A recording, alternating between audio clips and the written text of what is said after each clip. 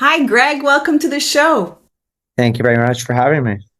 So you're my first physiotherapist, I think. No, I had a pelvic floor physiotherapist on one time, but you're my first physiotherapist, I think, to be on the show. And I'm so excited to start this conversation with you because you're a fellow Montrealer, I just found out. You also Yes. went to McGill University, which is super badass, and you're the foot dude. And you help people overcome injuries and overall chronic pain, I think, from the ground up. And I'm so curious to hear about it because something I didn't share with you, Greg, is I'm also a fellow nerd. I'm an osteopath and also studied athletic therapy. So we're about to get into some pretty cool conversation. So welcome to the show, Greg. And before we begin, I would love to hear why you got into physiotherapy and maybe share even with the audience why this work is so meaningful to you. Yeah, absolutely. I mean, I think as most physios, I come into physiotherapy with my own injury, and that's often what gets people into the field of trying to help yourself. And that selfish pursuit along the way, I accumulated a lot of unique knowledge, and now I'm sharing that with the world. But right now, I'm 29 years old, and I'm the owner of a clinic called From the Ground Up Physiotherapy, and I'm all about helping people get to the root cause of their problem. Instead of these band-aid solutions and temporary hands-on therapy, I really flip it, rehab on its head, where it's all about movement. And that started for me 10 years ago, suffering from a routine ankle sprain playing flag football. Hmm. And as any 19-year-old hurts themselves, they keep playing. You just kind of push through the pain. And at the time, I was playing quarterback. So catch and throw the ball, no problem. I didn't really need to run too much. And we actually won a championship that season. However, after the season, the injury lingered on. And 2 months later, 3 months later, and my father's an emergency physician and my mom is a physiotherapist. So I've been in the healthcare industry my entire life.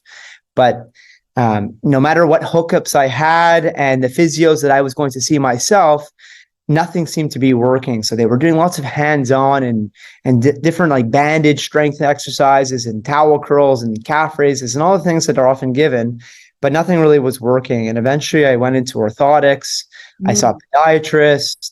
I saw different professionals, osteos, chiros, everything trying to get my foot to feel better, and nothing was working. And I was at a point where I'm 21 at the time, and I'd just be standing barefoot for like 10 seconds and I'd be in constant buzzing discomfort. And my whole body started breaking down. I just didn't feel comfortable in my body anymore. And eventually I ended up starting to consult with different surgical options. And eventually I ended up getting surgery on my ankle 2.5 years after the initial injury. Wow. And that, to be honest, was like this aha moment, thinking that everything would be solved. And that was really just the start of my journey. And I hit a real low point after the surgery because I started developing like really bad hip pain and back pain that was lingering now beyond just the foot pain. And I really felt broken, unbalanced, and quite depressed at, not being able to do anything I like to do anymore and just being in constant pain. And I really knew that I needed to take a deep dive to like understand my body, understand mechanics, to figure out what was going on, because what solutions I was being offered thus far hadn't really, it's great, like maybe temporary relief here and there, but like nothing really permanent whatsoever. Wow. And that was kind of when I was deciding at the time, we mentioned McGill University. I was thinking about going into medicine. So I had studied physiology, which is the study of, human systems, as like, cardiorespiratory and endocrinology and all that. And I'm super interested with the body, but I decided to pivot and go into physiotherapy myself, thinking that would be, I could start to learn about the body more and help myself. And while that sounded great in nature, most of the education that I was receiving was kind of the same treatment that I was being given, which was this isolated approach that didn't connect the body parts to work well together. And it was really until I started looking outside the brink of institutionalized education that I started to understand some different things about the body. So I found a company called the Foot Collective based out of Ottawa, and they're all about foot health and about how our shoes get in the way of healthy feet. And I had never really heard about any of this, and I wasn't being taught that in school. And I started just to collect more mentors and start to apply the things that I was working on and studying. And it's a long story short type of vibe, but lots of different mentors and lots of different people that thought about the body differently and connected the body to work together. And, fast forward, I'm now able to do 10-kilometer hikes barefoot. I do slacklining, so I could slackline back and forth. I teach people how to do this, and I get people out of pain every single day that have claimed to have tried everything and been around the houses. And now with, the methods and teachings that I apply to myself, I'm now helping people every day get out of pain and get back to doing the things they love, which is, an awesome job, very rewarding, doesn't feel like work. And I get to be active at work and love what I do. So that's kind of my story. Wow. Wow. So good. So good. You're so lit up as you share that. And I have to tell you, like, I so feel your energy, and your work here is so important. And I can imagine how fulfilling it must be. And as you're talking, those that are listening on audio, I'm reading behind Greg here this beautiful quote by Conor McGregor, who's like my favorite athlete. Say what you want about him. I don't care. I love his mindset. And it's like, oh my God, so incredibly attractive. But he says an injury is not a process of recovery, it's a process of discovery. And that's exactly what it is. It's actually our opportunity to become still and to really understand even what is going on in the body. There's disturbances that come up when we are going through chronic pain. It absolutely takes over our life. So anyone who's experienced chronic pain, you know this, that it's not just about the pain, but you're in a completely different mood. It starts to affect your relationships, it starts to affect your outlook on life, it starts to affect your work, it starts to affect your mindset, your motivation. And so it's incredibly important to address this part of ourselves if we are suffering from this. And it's so interesting, Greg, as you're sharing your story, because I have something kind of similar. I am just a little bit older than you, and I was actually hit by a car when I was younger, when I was in high school. I've had surgery on my back twice. At that time, that was my only solution. And to be honest, very grateful for allopathic medicine, because it could have ended up very, very much worse. I was had cauda equina syndrome. It could have really been much worse. But all this to say is, all the approaches that I was also taking around therapy was very isolated. It was very much around the back. And in fact, most of the advice that I was receiving was, take this medication, take these painkillers, and then do less. Because if you do more, that's going to be the issue. And so the more I actually listened to this advice and the less I did and the more pain medication I took, well, first of all, the medication was doing absolutely nothing for me. I was getting so accustomed to it. And then the less I did, the more pain I had. And it wasn't until I actually started to use my body against all advice I had received from doctors at the time. This was many years ago when they said, don't do anything when you get injured. The more I did that, the worse it got. And so as I started to get more strong and more stable and really reconnect with my body, that's where I really was able to overcome pain. And it's so interesting. I went for my run this morning, and as I was running, just this thought came up in my mind. I'm like, wow, I don't resonate at all with a person who has a back issue. Like, I don't resonate at all with a person who's had surgery on their back twice, because I'm so in tune with my body and the balance that it needs to have biomechanically to overcome pain, that it's just that part of me is just non-existent. And so I hope through our conversation today, anyone who's listening can have hope in realizing that chronic pain, the body knows how to address that. There's this inner doctor that we have that is able to readdress it when we give back the natural function and movement of the body. So thank you for sharing that, Greg. 100%. You couldn't have said it better myself. And, we often, the words good and bad often come up in life, oh, that's so bad, that's so good. But those are just concepts and time frames, right? So like at the time, I could look at that as the worst thing that happened to me. And of course, I was extremely depressed at the time. Like, I was not in a good space. However, if we can zoom forward in time, that I would have probably gone into medicine. Probably my parents wanted me to do that, but at the end of the day, like, now I run my own clinic and I get to give this gift back to people. And so, good or bad, like, it all depends on timeframes, because it's the best blessing that's ever happened. And it's reshifted my mindset. Every time I do have a little pain here and there, it's like, all right, how can I learn from this? And, generally speaking, I am like fantastic. Body feels great. And then recently, a couple of weeks ago, I just, I'm moving in these very interesting ways when I train. It's something called like coiling core training. So this guy, David Weck, who's the creator of the Bosu ball, he's all into this idea that, like, our spines are meant to move like dogs. And when we go to the gym, most people think, core tight, squeeze your butt, squeeze your glutes. And we don't go outside the confines of this sagittal plane, meaning i.e. forward and backwards, instead of exploring our bodies. And for the most part, my training is all about this coiling and moving very fluidly like a fighter, right? This idea of like this graceful movement. And then I decided to put weight on my back, and I ended up doing too much and I hurt myself. And I was like, coming back to, I got to check in my ego and right, why am I doing that? And I just kind of disconnected from myself. And that wasn't like the way that I've been approaching fitness for the last many years. And so it's just, okay, a recheck in. So injuries can happen for you, not to you, right? Again, no one tends to view it that way in the time because they're suffering.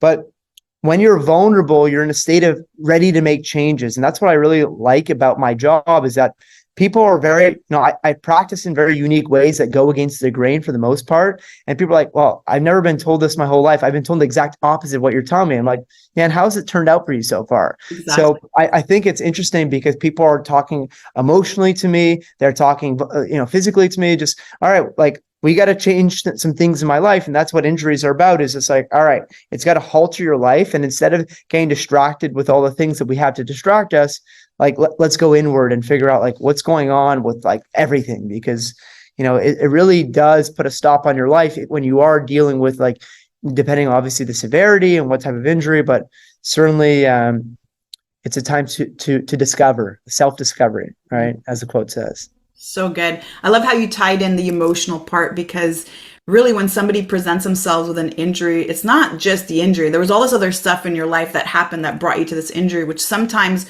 we don't see. We actually see it as an isolated incident where I injured, I sprained my ankle or I hurt my back, or right. But like to your point around hurting your back just recently, there is the ego involved and there might be other things involved. Sometimes we're so distracted. We're so focused on all the other things in our lives that are happening and we're not being present. And I remember many years ago, I owned a gym before the pandemic, and my daughters would always come in after school. I'd pick them up after school. I'd go back to the gym. I would start swinging the kettlebell around a little bit. And at one of the days, as I was training in the afternoon, my youngest one, she must have been 7 or 6 at that time, she's running around and I'm swinging a kettlebell. And as I'm swinging, I'm turning to tell her, Kara, watch out, you're going to hit your head. And someone was lifting up this bar.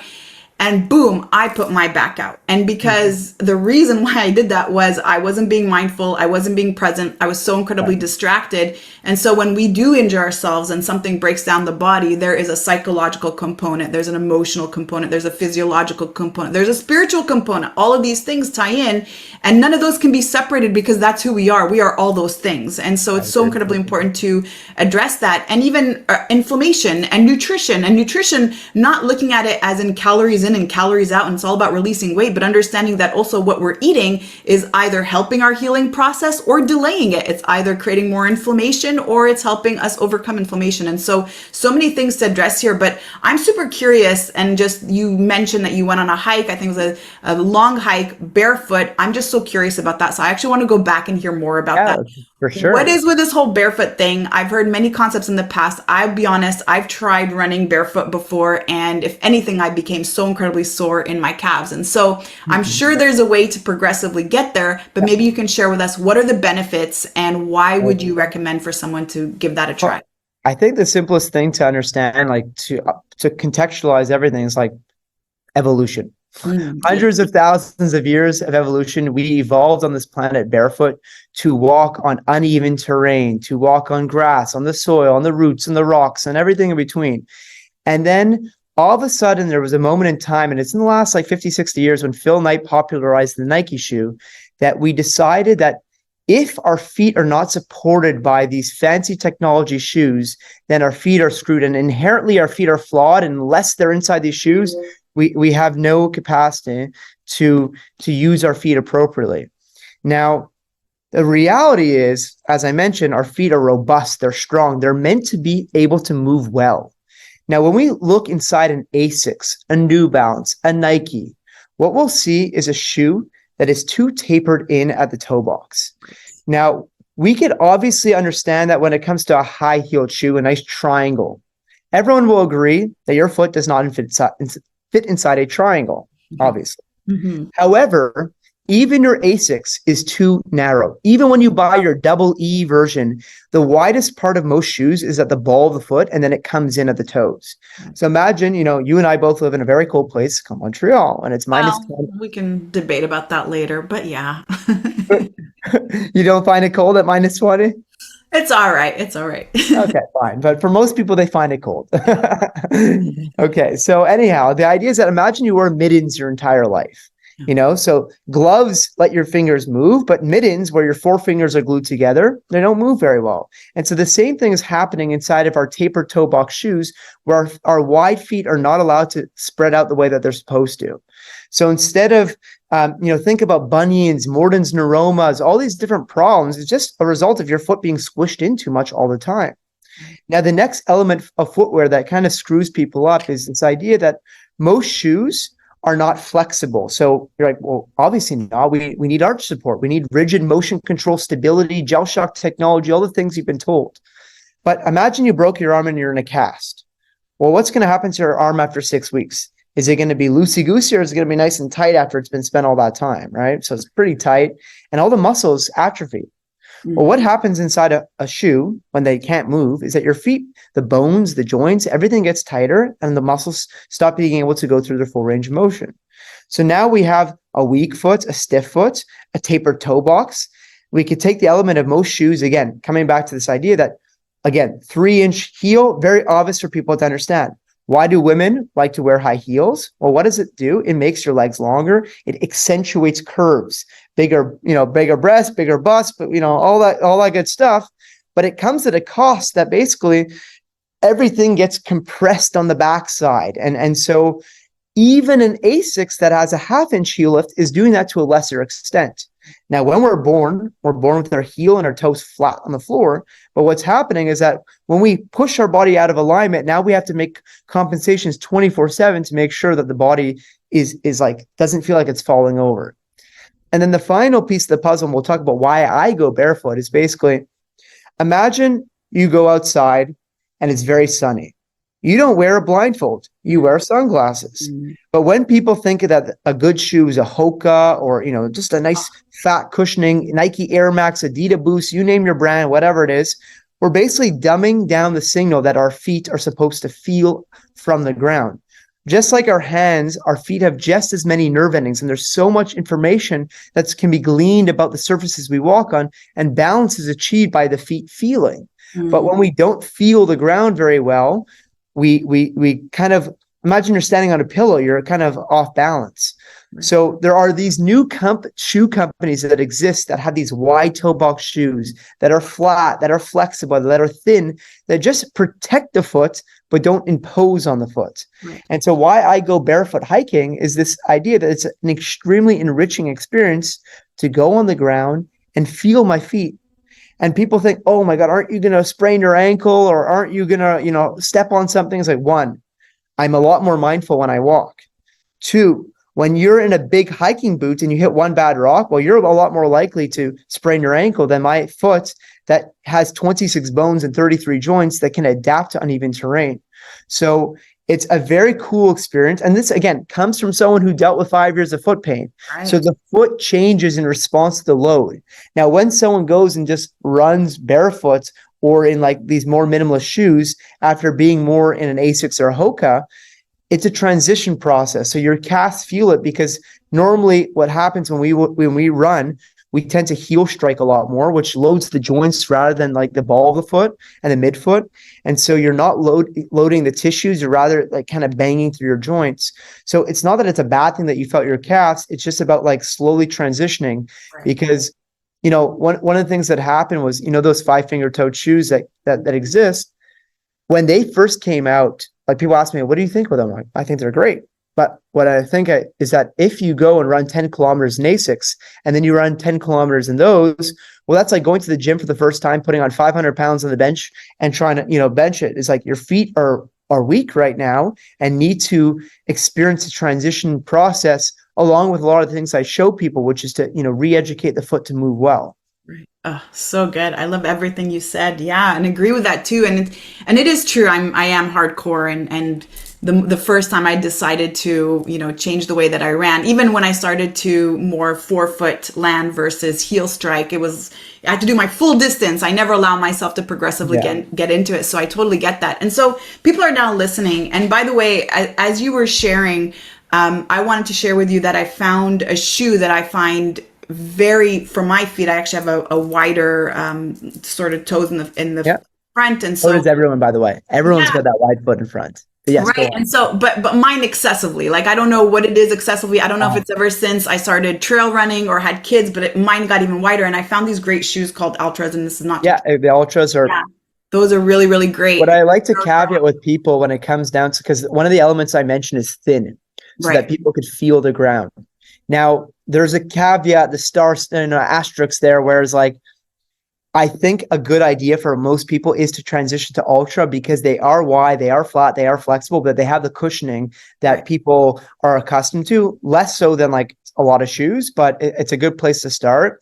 And, personally, that's too cushiony for me right now because I'm so used to being barefoot that I love like, a company called Vivo Barefoot or, there's tons and tons of brands that are out there. But the point to make is that transition process is very helpful. And even for those that like trail running, Vivos are great. Mm-hmm. Asphalt running, Vivos, not so much, because the asphalt is kind of tough and bangy and whatever. So I prefer, the Ultra shoe when it comes down to, either transitioning or for running. Amazing. Amazing. And so maybe now somebody's listening and saying, well, you know what, Greg, I have flat feet. And so my doctors and my physios have recommended that I need all those cushioning and I need a stiffer shoe and it's not so flexible in the front. So what would you say to that for a person who is wanting to maybe overcome some of the joint pain that they're experiencing elsewhere in their body due to flat feet? What would you recommend for them in terms to get into that? Yeah, it's a great question. So just important to recognize, who has flat feet? Usain Bolt. Who has flat feet? Billions of people. So good. And flat feet by nature are not a death sentence. People hear the word flat and feet, they're like, they worry like it's something bad. Now, the important thing to recognize is like a high arch foot versus a flat foot. One is not better than the other. It's does a foot have the capacity to move? Right. So in fact, this sounds very weird, but I actually teach feet to flatten. Our feet are meant to flatten, everyone. Okay. So think about a trampoline. A foot is meant to load, explode. So the foot goes down, the muscles of the foot get loaded, and then they propel us forward. So a foot is by nature supposed to be rigid, then adaptable and flexible, then rigid again. And so it alternates between flexible and rigid. Now, if we place an arch support under the foot, what we're doing is we're preventing the foot from going through its natural cycle, arch support or orthotic. Now, I have flat feet as well, but my feet are very dynamic. That's the thing I care about is, does a foot have the capacity to do both things? Because often people with very high arch feet have very stiff feet, and that's not necessarily better either way. Now, one of the things with this transition process is to make sure that we learn how to use our feet. And so I know that sounds like very like theoretical, obviously, but one thing that I can invite people to just like picture for a second is, imagine you're about to start a race. So imagine your right leg is forward, your left foot is light, and you're like about to start a race. Would you be leaning forward or leaning backwards to start a race? Right, leaning forward. Right. Leaning forward. So we all can appreciate that. But the thing is, when I get someone to bend their, like put one foot leg forward and ask them to keep that back leg light and I ask them to bend their knee, most people's ribs go backwards. Right. So what that's happening is that they're actually loading into their heel, they're hanging on their back, and their muscles are not loaded. And so one thing that it's such a simple adjustment, but like imagine you're just standing with one foot forward and I ask you to bend your knee and you don't lose height, but you transition your body forward, like your chest, your nose, and you'll bring your nose over your toes and everything just moves forward via your ankle. And all of a sudden your forefoot pushes into the ground and your calf kicks on. And then all of a sudden the muscular chain is working as a unit. And so then I start to get people to pronate or supinate, i.e. flatten, or to re-arch and get their body loading. But getting people into that position makes people's legs shake. And that's their nervous system turning on in a new way. And so that's the key thing here that I teach people to do is I teach people to stack so that the system is working as a unit. And so let's say you're having hip pain and you've been given banded clamshells or lying leg raises. that does not mimic the demands of real life. Real life is against gravity. And so why so much of physical therapy or osteo or whatever you name your profession, like when you say you've tried everything, most of the time what you've tried is a lot of manual therapy and a lot of lying on the floor. But what I'm doing is I'm progressively overloading you to learn how we like the installation of gait, i.e. walking, is installed in all of us. And so the things I do mimic gait, and I exaggerate gait in these different ways. And again, like as I mentioned, people's legs start to shake and vibrate. And that's a really cool thing because that's like their body changing immediately. So that's an awesome thing, is getting people to start connecting their body literally from the ground up. So the feet, the calves, hamstrings, quads, but all working together. And that's where real cool changes start to happen. Oh, so good. I love that. I love that. You're so spot on, Greg, and everything you're saying is just so making so much sense. And if anybody's been getting treatments regularly, and I've always found this a little bit weird, and this is not, I mean, I really think there's a place for everybody. And I'll even say, as an osteopath, I always tell my patients, I have the rule of 5, like after 5 treatments, you should feel relief. And now enough with the treatments, let's get you strong and stable. Otherwise we continue treatments forever. But I've always found it super curious when somebody has signed up for like a package of sessions with a particular practitioner and they need to go for quick adjustments every so often, but they're still constantly coming back. I mean, the body is meant to learn and readapt and re-strengthen. And to your point, by turning on certain elements of the nervous system to have the body start to move into new patterns of movement, then it changes everything. So if you've been doing treatment for a long time over this particular thing that's been going on for so long, maybe it's time to relook the movement patterns and see what else you could do to strengthen and stabilize to overcome that pain. I definitely agree. I mean, I think, by nature, no practitioner, whether it be a podiatrist that's recommending you being in orthotics or a doctor that's saying something, is like inherently a bad person. I don't think their journey has led them to understand the importance of a lot of things we're talking about. And doctors are not trained in movement. So that's like our whole system is backwards, because you have some pain and you go to a practitioner like a doctor, and the doctor says like, well, I could what are the tools in my arsenal? I have a scanner, I could X-ray you, MRI you, I could give you medication, or I could refer out. And oftentimes, like what doctors do is they focus on the diagnosis, like what is the itis or whatever problem it is. I have never diagnosed a single person in my clinic for the last 3.5 years. Right. I say, you have like I just make a simple drawing and I said, remember that test where you couldn't hold and this test you couldn't hold? Well, as you can see, your knees just being overloaded. And so what we need to do is get everything to work better together. You understand that? Makes sense? Yeah. So I don't have to tell someone they have patellar tendonitis or whatever itis, because now I start to get into fear mode and whatever it is. And so those practitioners that are giving those temporary, it's kind of like a merry-go-round wheel of the same treatments over and over again. And then if the patient's not getting better, they're like, well, you're probably not just being disciplined enough with what I'm showing. It's like, well, maybe not. Maybe the things you're doing are just not mimicking what they want to get back to. And so if you go and spend most of the time at the table and then they try to go back to running, well, you haven't really taught them how to get springy and elastic again. No integration. So that bridging the gap between the table and real life is where, I find that I specialize in is progressing people. And that's where it's missing. And so it's got to be not just about hands-on therapy. That's one tool in the toolbox. Yes. Oh, so good. It's so interesting. All of these diagnoses, to your point, those are all labels, right? And we wear them like badges. Yeah. And it's interesting because if every single one of us on the planet went to go get some imaging done on our shoulders, on our back, on our knees, on our ankles, we would all have something. Even if we don't have pain. Basically. Even if we don't feel any pain. But the moment you hear this diagnosis, now you're so attached to that label, you start changing everything you're doing because of that information. And I have the exact same beef around, nutrition plans or tracking your stuff, because you never have that intuitive connection with your body that's actually really telling you what's going on. And so it's so incredibly important not to hang on to that diagnosis so strongly. I had a client come in to see me, and she just came back from a doctor. She went in for one knee and went to go get imaging on one knee. They ended up doing both knees. The other knee, the one that she doesn't complain of, has more issues. And now she wants to change like all of the things. And I said, look, I will never ignore the issue. I'm going to help you strengthen and stabilize and activate, because if you don't use it, you lose it. Like, this is what it is. And so yes, there's this intelligence and there's these boundaries that we have to have around pushing ourselves in a negative way around pain. The body's still telling you something when there's pain coming up. We don't push against that. We don't forcefully with the ego push against it. However, we use that information, then we also find a way to reconnect and then reestablish that integrity in the body. And 100%. Oh, good.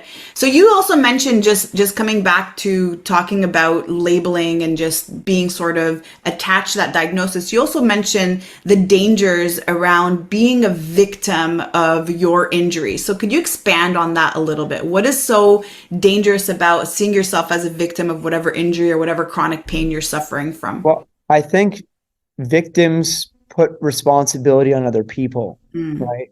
And when we act as victims, we're not going to look inward.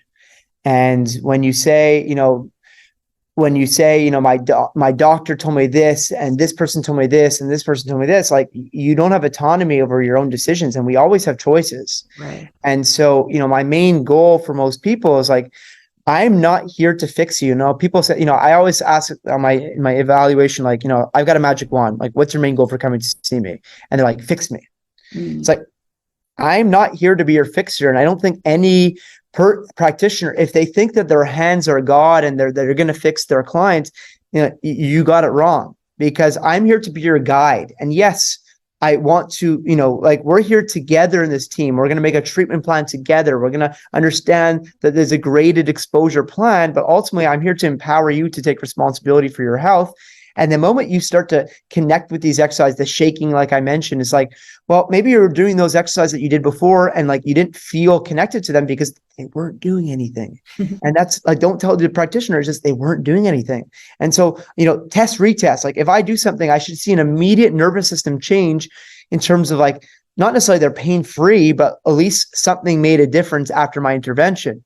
So that's the thing, is that when people feel different after I'm showing them something, now they're like, okay, well, now there's a light under their, under their tuchus, in terms of just like feeling a desire to, to commit to the treatment plan. But that's about, it's all about them taking ownership in their body rather than be like, can't do anything about this. Well, if you can't, oftentimes, like the last thing to comment on this statement is that, how many times have we heard like the doctor said they'll never walk again, and they walk again. Right. So there's two types of people.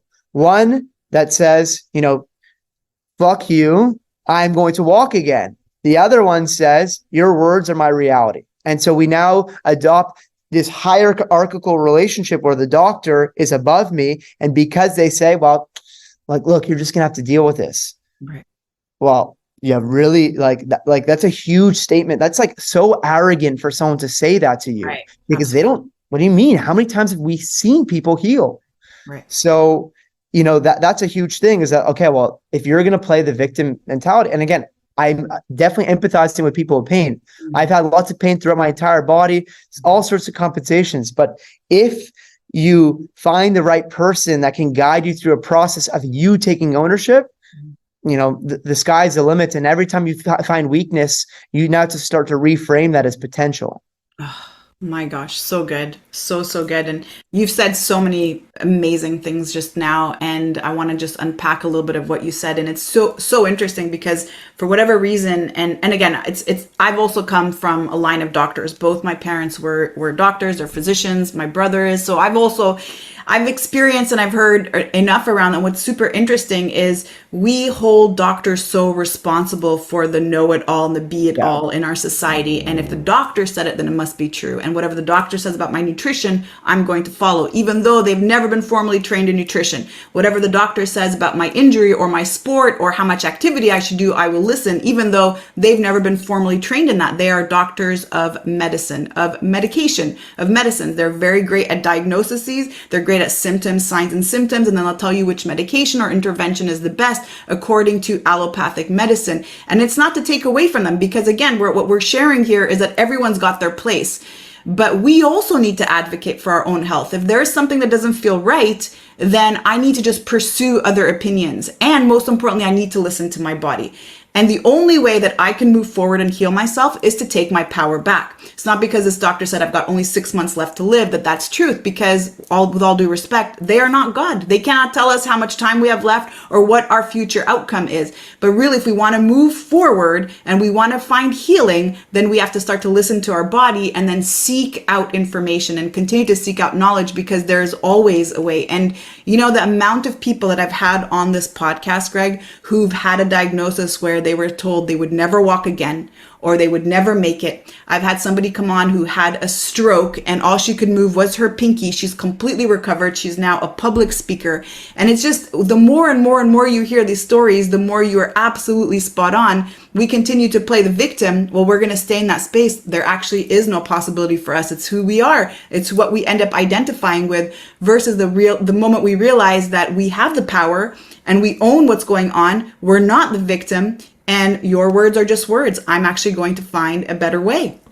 I just find it, I agree. I just find it sad that the words, like, you know, humans hang on to hope and faith, right? Like, it's so important to who we are. Like, whether you're religious or not, there's some sort of faith or, you know, grandiose idea of like, we're all connected in some sort of way. And I just think that, like, you know, doctors in that place of where they're at, say the words, because instead of just saying, I honestly don't know.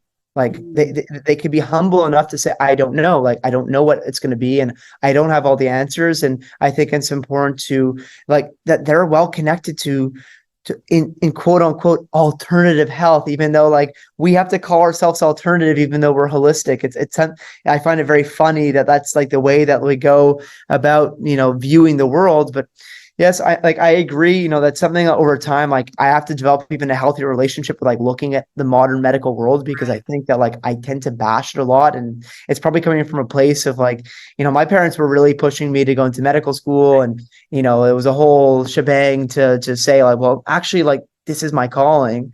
And yeah, I just think that it's just, everyone has their place, as you say it. But it's important that we all can acknowledge our shortcomings and be aware that, you know, when we see, like, when we think about, like, okay, like something like reflexology or traditional Chinese medicine, we don't just balk our eyes. We're like, well, tell me more. Like, how can I learn from you about that? Right. And marry Western and Eastern medicine, because there's obviously these things have been going on, like Ayurvedic medicine from India. Like, there's so many interesting things, and, like, I dive into all that myself whenever I'm just, because I'm curious, and I just, like, think that there's just way more out there, and we can't be arrogant enough to think that we know it all. So good. You're so awesome, Greg. I love talking to you. And if anyone's in Montreal, you got to go see Greg, because clearly he's the dude to see. And I actually might come see you too. It's so interesting. I treat people, I help people, I service people. This is my life. Yet it never happens. Like, I never receive. Sure, of course. You know? That's the nature of being like, in the world. And I've been looking for someone. I'm like, I want a therapist. Like, I want someone. And I love these conversations. We'll definitely connect. We're so on the same page. Okay, so as we sort of sign off today, maybe we could leave our audience with some tips. And especially now, just let's face it, modern world, whether you're working from home or at work, we're always sitting in the office. The majority of our life is seated. We're sitting and driving, we're sitting and eating, we're sitting and watching TV, we're sitting and working. What advice can you give to someone to help them maybe establish a better way to protect their body and prevent chronic pain in the back or neck? Sure. Yeah, absolutely. So one thing that obviously we were talking about in this whole conversation about feet is, like, you're home, kick your shoes off, be barefoot more around, go outside on your grass in your park, in your backyard, and spend some more time barefoot. Go slowly if you've never been barefoot. But, like, again, forget about advice like, I need to be barefoot. I need to be in shoes even in the house. So that's, like, one thing when it comes to, like, healthy feet. Now, this one is going to, you know, come as a shock to a lot of people. But one of the things that I advocate for a lot is slouching. I tell people to slouch. And let's get into that, because I think that we've been told our entire lives, sit up straight, stand up straight, shoulders down and back, and good posture means chest up. Now, I invite the audience to squeeze their hands together as hard as they can. So you're going to take your hands and squeeze together as hard as you can, okay? You're going to go for like 5-10 seconds. You're going to squeeze, squeeze, squeeze. Now I want you to do that for 12 hours. Right. Okay? Now, think about yourself when you're sitting up straight with your back. What are you doing to your back? Well, you're taking those erector muscles, the low back muscles, and your whole back of your rib cage, and you're just compressing it together. Kind of like we talked about the high-heeled shoes, this idea of that area being compressed. So when you're sitting up straight or standing up straight, what you're doing is you're getting taller via your lower back, and you're squeezing those muscles. And we may have never stopped to consider that maybe our back doesn't want that. And if we think about, I was in India 10 years ago, and I see 80-year-olds there that could do a deep squat, ass to grass, with their back completely rounded and relaxed. And that's the natural resting posture of the human body, is to be able to squat down. Now, most North Americans cannot do a deep squat, but many Asian countries around the world can. And it has nothing to do with them having cooler hips than us. It's just a cultural thing that they use it or you lose it, right? And so one thing I would encourage people is to kind of put your hands in your ribs and take a long exhale. What I mean by long exhale is like, and really feel the body goes down, and give yourself permission to kind of find the back of the butt. Let the shoulders round forward. I know that goes against everything you've been told by mom and dad and grandpa and teachers, that your shoulders need to be back, because the natural resting posture of the shoulder is slightly forward. Imagine shaking someone's hand while keeping your shoulder down and back. You'd be like, what the hell is going on with this person? Our shoulders are meant to glide around the rib cage, the shoulder blades. And if we constantly are squeezing our scapulas back, the shoulder blades back together, well, now we're limiting their possibility of moving in front of the body, which is where life happens.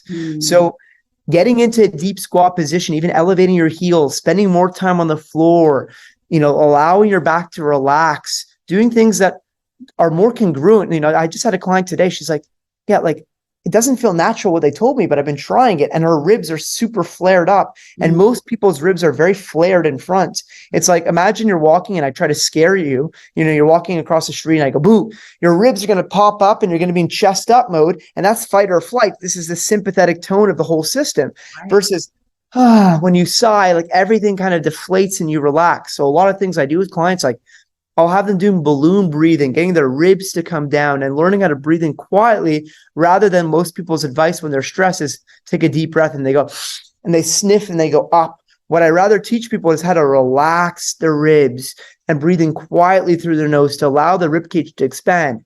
So there's a lot of, obviously lots to dive into. And I don't mean slouching as in 6 inches of your head in front of your body. What I mean is allowing your back to actually give it permission to relax. Relax, yeah.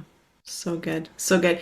You are such a fresh conversation to have, honestly, with. And Greg, I have to tell you that it's not often that I'll have a conversation like this with a physio. And to be honest, the majority of my interactions with physio is very much around isolated injury or isolated issue in the body. And so this has been so incredibly enlightening. I loved everything we talked about. And so on that note, if somebody wanted to reach out to you to connect with you and learn more, where could they go to do that? Yeah, absolutely. So the name of my clinic is From the Ground Up Physiotherapy, but like on Instagram, Facebook, all that jazz, it's Ground Up Physio. So Ground Up Physio, PHYSIO. So I do in-person sessions. I also do virtual consultations. I have people all around the world, and currently have helped out tons of people that have dealt with chronic issues, even online, because physical therapy is meant to be physical. So if you just have the right coach and I can get him to the right positions, him or her, and, I guide people, I show them, then I can guide them through the right positions, that it works fantastic. The other thing is I've also packaged together an online program teaching the exact same system that I'm using with my one-on-one clients that have helped people that have tried everything get out of pain. So that's the whole idea behind that program is it's suitable for beginner or advanced. It can be done in the comfort of your own home. It's suitable for really anyone suffering from any issue, or even if you're not. Because for me, pain and performance are the exact same thing. Pain equals I'm not moving well. Performance equals let's optimize movement. One and the same. So if you want to get more out of your body, move better. If you want to get out of pain, move better. So it's the same thing from a preventative standpoint.